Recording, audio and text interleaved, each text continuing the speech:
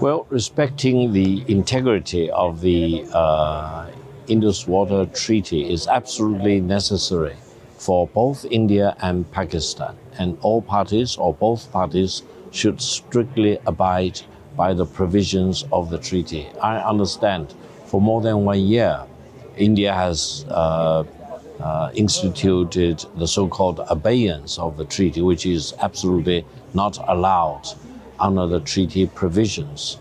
As a matter of fact, ever since more than 1 year ago, ever after the Indian government threatened to divert the water from the Indus River from flowing to Pakistan, and ever after Prime Minister Modi threatened not to allow one single drop of water to flow from Indus River to Pakistan, I talked to the Indians on the major television in India that in times of war, to deny water to the hundreds of million people in the lower reaches of the Indus River will be a crime, will be a war crime. And in times of peace, to deny water to the hundreds of million people in the lower reaches or in the downstream will be a crime against humanity. So this is very serious. Last year, I also emphasized, and I want to emphasize today. And what role do you think China can play in all of this? Yeah, exactly. What I want to emphasize is that strictly speaking, while Pakistan is the downstream country for the Indus River, India is not the real upstream country for the Indus River, because the Indus River originates from the Himalayas in China. So I hope India will really learn the lesson.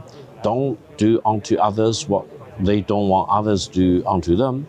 And I hope China, the real upstream country for the Indus River, and Pakistan, the downstream country, can cooperate.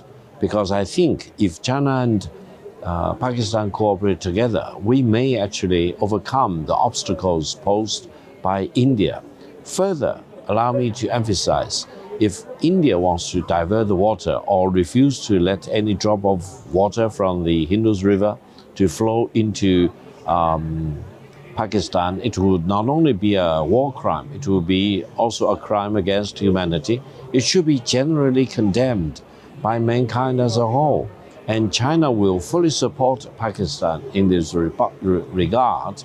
And I think we can figure out what will be the best way to preempt India from doing the wrong thing and to deter India from doing the wrong thing.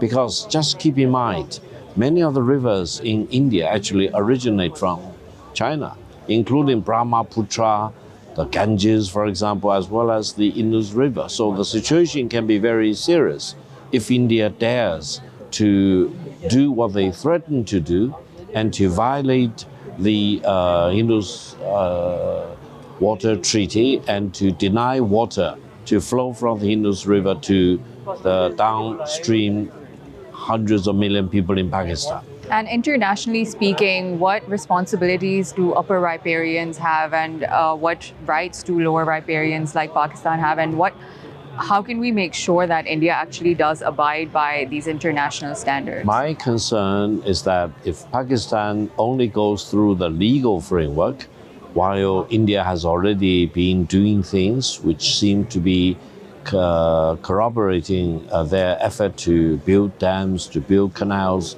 try to divert the water from the Indus River from flowing to Pakistan, then maybe, in my personal view, Pakistan may need to think about alternative things in addition to exhausting everything within the framework of the IWT treaty.